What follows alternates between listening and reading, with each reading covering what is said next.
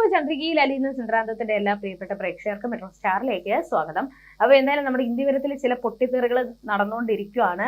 ഗാഥയുടെ ആ ഒരു ജന്മരഹസ്യം അറിയിക്കാതിരിക്കാൻ വേണ്ടിയിട്ട് നന്ദയും എല്ലാവരും ശ്രമിക്കുമ്പോൾ ഗാഥ ഇവിടുന്ന് ഇറക്കി വിടാൻ വേണ്ടിയിട്ട് പിങ്കിയും മോഹിനിയും പവിത്രയൊക്കെ കൂടി ഒരു സൈഡിൽ നിന്ന് ശ്രമിച്ചുകൊണ്ടിരിക്കുകയാണ്. അപ്പൊ ഇനി ആരുടെ ഭാഗത്തായിരിക്കും വിജയം വരാൻ പോകുന്നത്, എന്തൊക്കെയായിരിക്കും സംഭവിക്കാൻ പോകുന്നത് എന്ന് നമുക്ക് നോക്കാം. അതിനു മുൻപ് ആദ്യമായിട്ടാണ് ചാനൽ കാണുന്നതെങ്കിൽ തീർച്ചയായിട്ടും സബ്സ്ക്രൈബ് ചെയ്യുക. അപ്പോൾ ഞങ്ങളുടെ പുതിയ സീരിയൽ റിവ്യൂ വീഡിയോസ് എല്ലാം ലഭിക്കുന്നതായിരിക്കും. അപ്പോൾ വലിയൊരു പൊട്ടിത്തെറി തന്നെയാണ് നമ്മുടെ ഇന്ത്യവരത്തിൽ നടന്നുകൊണ്ടിരിക്കുന്നത്. എന്തായാലും ഇതിന്റെ ഭാഗമായിട്ട് ഭയങ്കരമായിട്ട് ദേഷ്യത്തിൽ ജഗന്നാഥ് അവിടെ നിൽക്കുകയും മോഹിനി എന്താണ് കാര്യം എന്നൊക്കെ ചോദിക്കുമ്പോഴാണ് ജഗന്നാഥൻ പറയുന്നത്, ഞാൻ ഓഡിറ്ററിനെ കണ്ടിരുന്നു, ഓഡിറ്ററിനെ കണ്ടതിന് ശേഷമാണ് ഞാൻ വരുന്നതെന്നും ആ ഒരു എസ്റ്റേറ്റില് നമ്മുടെ ഇന്ത്യവരം എസ്റ്റേറ്റില് വലിയൊരു ക്രമക്കേടാണ് വന്നിരിക്കുന്നത്. അതും ലക്ഷങ്ങളുടെ ക്രമക്കേടല്ല, കോടികളുടെ ക്രമക്കേടാണ് വന്നിരിക്കുന്നത്.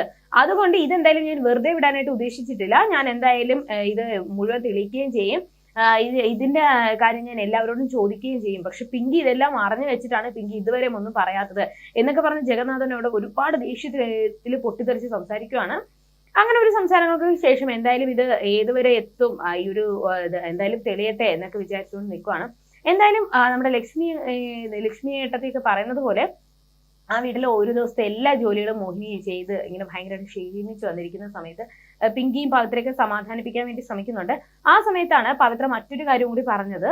ഇതുപോലെ ഏട്ടത്തി നമ്മുടെ ലക്ഷ്മിയുമായും മഹേശ്വരനേട്ടനും കൂടി സംസാരിക്കുന്നത് ഞാൻ കേട്ടെന്നും അവര് ഗാഥയ്ക്ക് വേണ്ടിയിട്ട് വലിയൊരു സമ്മാനം വാങ്ങി കൊടുക്കാൻ വേണ്ടിയിട്ട് പോവുകയാണ് എന്നുള്ള ഒരു കാര്യം പവിത്ര അവിടെ പറയുന്നുണ്ട്. അപ്പൊ എന്ത് സമ്മാനമാണ്, എന്തിനു സമ്മാനം എന്ന് ചോദിക്കുമ്പോൾ ലക്ഷ്മി ഏട്ടത്തെ ഒരുപാട് വഴക്ക് അവരെ പറഞ്ഞല്ലോ, പറഞ്ഞത് കൊണ്ടാണ് ഈ ഒരു സമ്മാനം വാങ്ങിച്ചു കൊടുക്കുന്നതെന്നും പക്ഷെ എന്തോ വലിയൊരു സമ്മാനമാണ്, എന്താണെന്ന് എനിക്കറിയത്തില്ല എന്നവിടെ പവിത്ര സംസാരിക്കുന്നുണ്ട്. അപ്പോഴാണ് പിങ്കി പറയുന്നത്, അങ്ങനെയാണെങ്കിൽ ഗാഥയെ ഇറക്കി വിടാനുള്ള വലിയൊരു ലക്ഷ്യം അല്ലെങ്കിൽ നമുക്ക് ഒരു പ്രയോഗിച്ചാലോ. എന്നാലും ഗാഥയ്ക്ക് ഈ ഒരു സമ്മാനം കൊടുക്കുമ്പോൾ നമ്മൾ എല്ലാവരും വിളിച്ചിരുത്തിയിട്ടേ സമ്മാനം കൊടുക്കത്തുള്ളൂ. ആ സമയത്ത് ഗാഥയുടെ ജന്മരഹസ്യം എന്താണെന്നും തന്റെ അമ്മ വലിയൊരു മോശക്കാരിയാണ് എന്നല്ലേ വാവച്ചനും മഹേശ്വരനും ആംഗിളൊക്കെ പറഞ്ഞത്. അപ്പൊ അത് പ്രകാരം ഗാഥയോട് ഓരോ കാര്യങ്ങൾ കുത്തി ചോദിക്കാമെന്നും അങ്ങനെ ഗാഥയെ വേദനിപ്പിച്ചതിന് ശേഷം അവസാനം നിവർത്തിയില്ലാതെ ഗാഥ തന്നെ ഈ വീട്ടിൽ നിന്ന് ഇറങ്ങി പോകും എന്ന് അവിടെ പിങ്കി പറയുന്നുണ്ട്. അപ്പൊ ഈ ഒരു പ്ലാൻ വർക്കൗട്ട് ആക്കാൻ വേണ്ടിയിട്ട് അവർ ശ്രമിക്കുകയാണ്. അങ്ങനെ പിങ്കി റൂമിലോട്ട് നടന്നു പോകുന്ന സമയത്ത് ഗൗതം പിടിച്ചു നിർത്തിയിട്ട് പിങ്കിയോട് പറയുന്നുണ്ട്, എനിക്ക് നിന്നോട് ഒരു കാര്യം പറയാനുണ്ട്, പക്ഷെ നീ ഇത്രയും മോശക്കാരിയാകുമെന്ന് ഞാൻ ഒരിക്കലും പ്രതീക്ഷിച്ചില്ല. അപ്പൊ എന്താണ് കാര്യം എന്ന് ചോദിക്കുമ്പോഴാണ് ആ മുയൽ കുഞ്ഞുങ്ങളെ കൊന്നത് നീയാണെന്നും നീ ഗാഥയ്ക്ക് എതിരെ നിനക്ക് ഒരു ദേഷ്യവുമില്ല, പക്ഷേ നന്ദ കൊണ്ടുവന്നതായത് കൊണ്ട് തന്നെ നന്ദയോട് നിനക്കും എല്ലാവർക്കും ദേഷ്യമുണ്ട്. ആ ഒരു ദേഷ്യമാണ് നീ ആ ഒരു ഗാഥയോട് കാട്ടിയതെന്നും അതിനു വേണ്ടിയിട്ടാണ് ആ മുയൽക്കുഞ്ഞിനെ കൊല്ലേണ്ട ആവശ്യമുണ്ടായിരുന്നു എന്നൊക്കെ ഒരുപാട് ദേഷ്യത്തിൽ സംസാരിക്കുന്നുണ്ട്. എന്തായാലും ഈ ഒരു പ്രശ്നം ആരെങ്കിലും കേസ് തന്നു കഴിഞ്ഞാൽ ഇത് ഒരുപാട് വർഷം ജയിലിനുള്ളിൽ കിടക്കേണ്ട ഒരു കേസാണ് എന്നൊക്കെ പറഞ്ഞിട്ടുള്ള ഒരു സംസാരങ്ങളൊക്കെ നടക്കുന്നുണ്ട്. എന്തായാലും ഇത് ഇനി ഇങ്ങനെ ആവർത്തിച്ചാൽ പറ്റത്തില്ല, അല്ലെ ഇനി ഇങ്ങനെ എന്തെങ്കിലും ആവർത്തിച്ചു കഴിഞ്ഞാൽ ഇനി എന്തായാലും ക്ഷമിക്കാൻ പറ്റത്തില്ല എന്നൊക്കെ പറഞ്ഞ് ദേഷ്യപ്പെട്ടിട്ടാണ് ഗൗതം പോകുന്നത്. അപ്പൊ പിങ്കിക്ക് എന്തായാലും തന്റെ തെറ്റ് മനസ്സിലായില്ല എന്ന് തന്നെയാണ് പറയുന്നത്. എത്രയൊക്കെ കിട്ടിയാലും പിങ്കി ഒരിക്കലും പഠിക്കത്തില്ല എന്നതിന്റെ വാസ്തവമാണ് ഇനി നടക്കാൻ പോകുന്നത്. അങ്ങനെ ലക്ഷ്മിയും എല്ലാവരും കൂടിയിരിക്കെ ഗാഥയെ വിളിച്ചു വരുത്തിയതിനു ശേഷം ഗാഥയോട് ഞങ്ങൾ ചെയ്തത് തെറ്റാണ്, അതുകൊണ്ട് തന്നെ ഗാഥയ്ക്ക് ഞങ്ങൾ ഒരു സമ്മാനം കൊടുക്കാൻ പോവാണെന്ന് പറഞ്ഞിട്ട് മഹേശ്വരനും ലക്ഷ്മിയും കൂടി ഒരു പവന്റെ സ്വർണം ഗാഥയ്ക്ക് കൊടുക്കാൻ വേണ്ടി തയ്യാറാവുകയാണ്.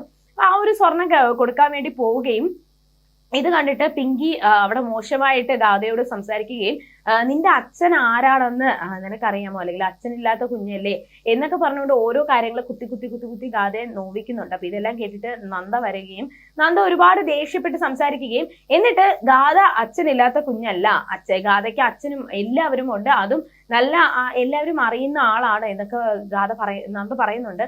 അപ്പോ ഗാഥയുടെ ആ ജന്മരഹസ്യം നന്ദ എങ്ങനെ വിളിച്ചു പറയുമോ എന്നൊക്കെ പറഞ്ഞ് ടെൻഷൻ അടിച്ച് മഹേശ്വരൻ ഇരിക്കുന്ന സമയത്താണ് നന്ദ പറയുന്നത്, എന്തായാലും ഈ ഒരു രഹസ്യം നിങ്ങൾ അറിയണം എന്നുണ്ടെങ്കിൽ, അല്ലെങ്കിൽ നിങ്ങൾ ഇത് അറിഞ്ഞിട്ടേ നിങ്ങൾ ഈ ഒരു ഗിഫ്റ്റ് അവർക്ക് കൊടുക്കത്തുള്ളൂ എന്നുണ്ടെങ്കിൽ ആ ഒരു ഗിഫ്റ്റ് അവർക്ക് വേണ്ട, അങ്ങനെ ഒരു ആവശ്യവും അവർക്ക് ഇല്ല എന്നൊക്കെ പറഞ്ഞ് പിങ്കിയോട് ഒരുപാട് ദേഷ്യപ്പെട്ടിട്ട് ഗാഥയെ വിളിച്ചുകൊണ്ട് പോവാണ്. അതിനു മുന്നേ തന്നെ നന്ദ ഒരു കാര്യം കൂടി പറഞ്ഞു, എന്തായാലും ഇത് മോശമായിപ്പോയി, അവളോട് ഇങ്ങനെ കാണിച്ചത് ഭയങ്കര മോശമായിപ്പോയി എന്ന് പറഞ്ഞ് മഹേഷിനോട് എല്ലാവരോടും പറയുന്നുണ്ട്.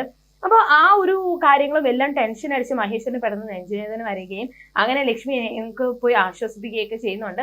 അങ്ങനെ മഹേശ്വരൻ റൂമിൽ പോയി ഇരിക്കുന്ന സമയത്ത് നന്ദ പോയി ദേഷ്യപ്പെട്ടിട്ട് ഇത്രയും പേര് ഗാഥയെ ഇത്രത്തോളം അപമാനിച്ചപ്പോൾ അച്ഛൻ എന്തുകൊണ്ട് പറഞ്ഞില്ല എന്നൊക്കെ പറഞ്ഞ് ഒരുപാട് ദേഷ്യപ്പെട്ട് ചോദിക്കുന്ന സമയത്താണ് മഹേശ്വരൻ ആ ഒരു കാര്യം പറയുന്നത്.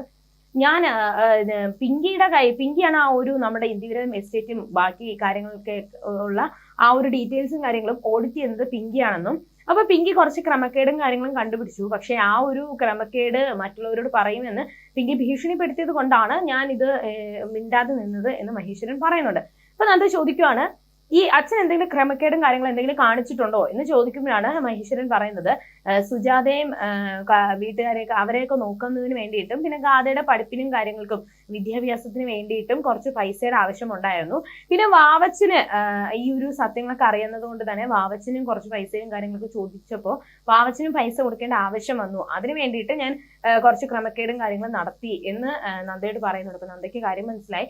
എന്തായാലും തന്റെ വായിൽ നിന്നും ഈ ഒരു രഹസ്യം പുറത്താവത്തില്ല എന്ന് നന്ദ ഉറപ്പും കൊടുക്കുന്നുണ്ട്. അവിടെ വെച്ചാണ് കഥ അവസാനിക്കുന്നത്. അപ്പൊ ഇനി എന്തായിരിക്കും സംഭവിക്കാൻ പോകുന്നത്? എന്തായാലും ഈ ഒരു രഹസ്യം അറിഞ്ഞു കഴിഞ്ഞാൽ ഇനിയും ഇന്ദിവരത്തിൽ പൊട്ടിത്തെറി സംഭവിക്കും. ഇനി എന്തൊക്കെ സംഭവിക്കും? ഇനി ഗാഥയുടെയും മഹേശ്വരന്റെയും ആ ഒരു രഹസ്യം ഇനി പുറത്താകുമോ ഇല്ലയോ നമുക്ക് വരുന്ന ആളുകളിൽ കണ്ടറിയാതിരിക്കും.